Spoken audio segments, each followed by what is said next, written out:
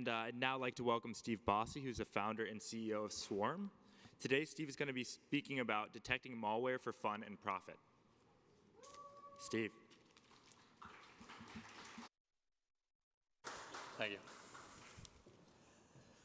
All right. How many people in the room are developers, write code for a living all day long? 2, 4. All right.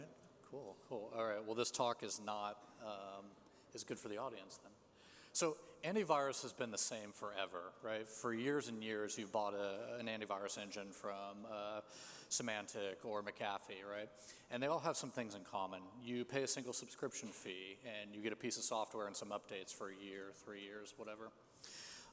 But when you commit to that vendor, you miss out on coverage from other vendors. So if you're a Symantec customer and they miss something, but McAfee picks up on it, well, you're not protected. So we thought that was wrong because you can see it in the statistics. A couple things.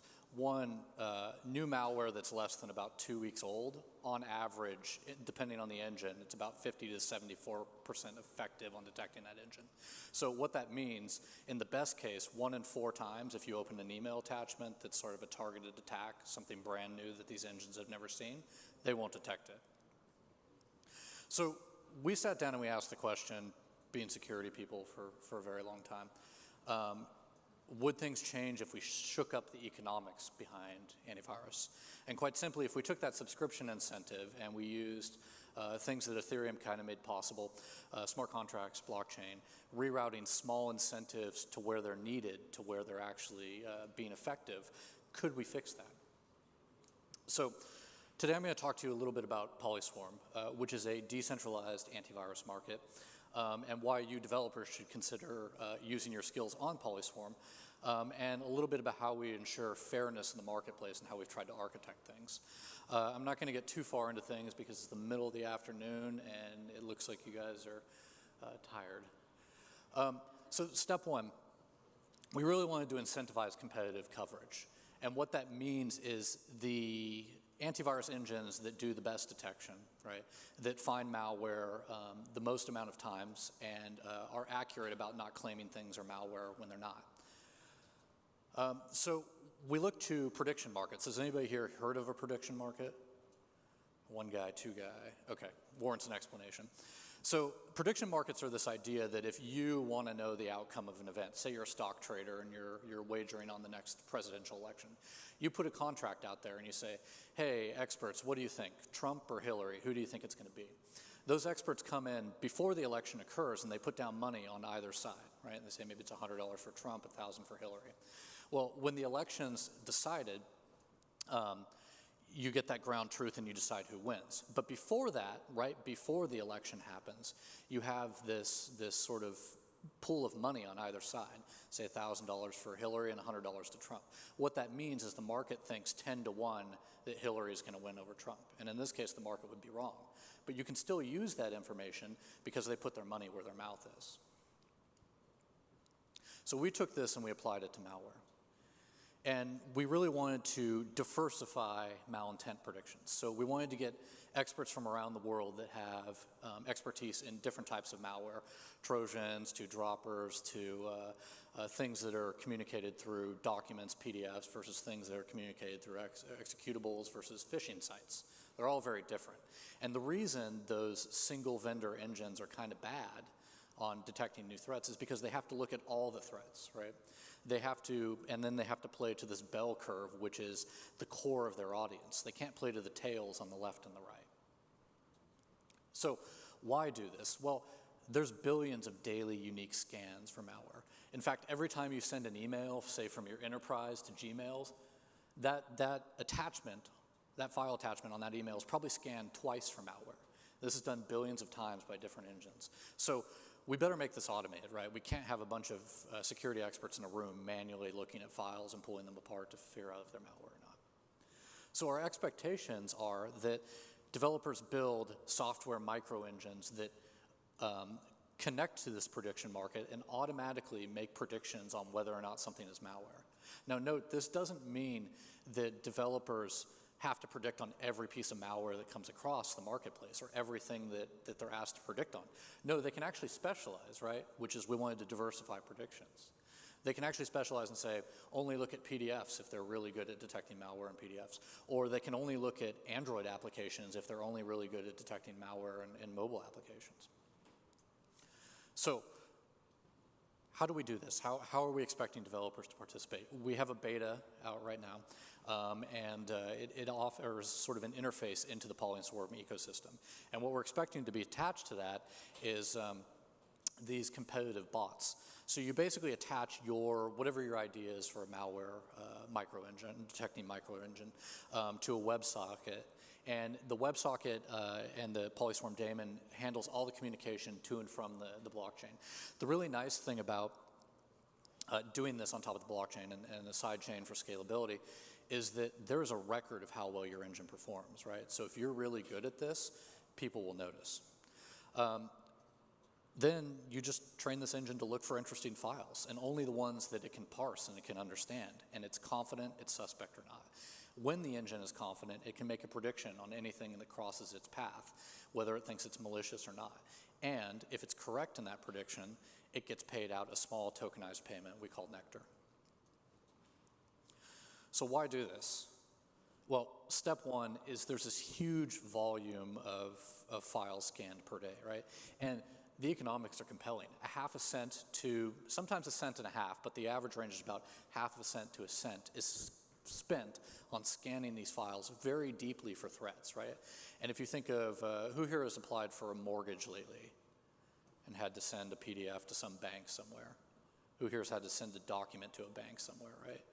That document, when it enters the bank firewall, is pulled apart by probably 2-3 different malware engines because they want to make sure those systems that are connected to their internal accounts aren't affected if they receive a file that's actually malicious. Billions of times a day it's done. So we're here to ask for developers' help because we don't believe we can build a marketplace of diverse predictors that rivals and outpaces today's current antivirus landscape without help from developers with new ideas and interesting verticals we haven't thought of. We're not big enough. We're a team of, what are we now, 20 people? So we think technologies like deep learning, like older AI technologies, decision trees, things like that, can actually be used for classifying things as potential malware, right? Because at the end of the day, you can parse things like a PDF or an executable into a bunch of features that can be worked on by AI or these sorts of things. If you've got financial knowledge and you're done with day trading because you can't handle the stress, maybe this is for you. DevOps knowledge, right? We've got billions of files a day. Can you build a micro engine with high detection rates that can scale to these kind of loads as the network reaches network effects? So you got to defend grandma, right? Who here is tech support for their family? I usually take that role. So to encourage all this, we think Polyswarm has to be fair as an ecosystem, right? We want to create a level playground. And the first thing is we don't want people spamming assertions, right? When they see a file, we don't want them guessing malicious or not because that's actually harmful, right? False positives create noise. You can't make a decision on whether to block this action or allow it, and it's really just not good. So that's where we start charging fees. This other thing is borrowed from a prediction market. When you say something is malicious, right, that's an accusation that's going to cause this file to be quarantined or deleted or withheld from the user, right? So you should put your money where your mouth is and make sure you're really serious about that assertion. And how much money you put in that assertion really indicates your confidence in the prediction. And then this last thing, nobody should be able to cheat off your test answers, right? If you build a micro engine that's really good at detection, we shouldn't reveal what that micro engine's answers are to the rest of the network until they're no longer relevant. People can't cheat off of them. So why fees? We explain that. We don't like sort of spontaneous spam assertions in here. And to sort of keep these under control, we have this concept of an arbiter. Remember earlier I said an election and a prediction market.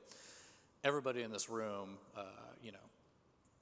maybe as much as we don't want to admit it, we can understand the outcome of the last election, right? You stop a man walking down the street and ask him who won, odds are he knows. Now, if you stop a man walking down the street and ask him, hey, is this PDF malicious or not, he's probably going to be like, what, and get away from me, please. So we have this class of participants in our network called arbiters, and they're designed to keep things fair, right?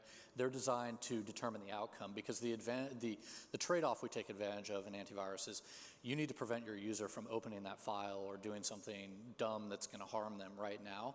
But later, 2-3 weeks in the future, we can actually determine if that file was really malicious or not, and that's what we use the arbiters for.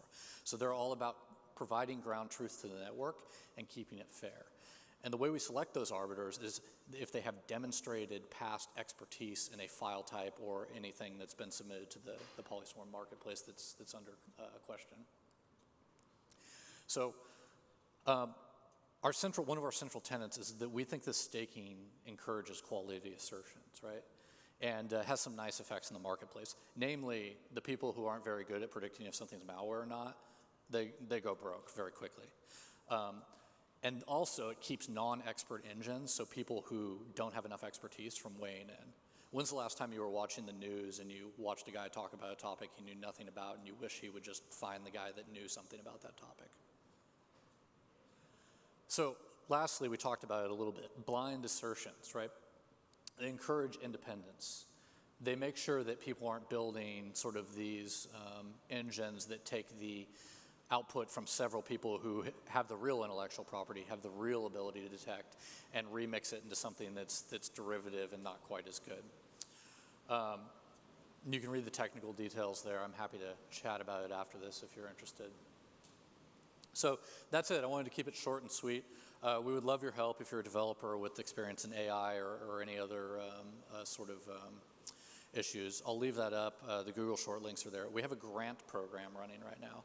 So if you've got an idea for a micro engine using some of your development expertise in deep learning or in file parsing or whatever you may have, we'd love to hear about it at that Google form. It's pretty much no strings attached, except we would like the micro engine to sort of be on the ecosystem and operating and helping defend users. Anyway, thanks.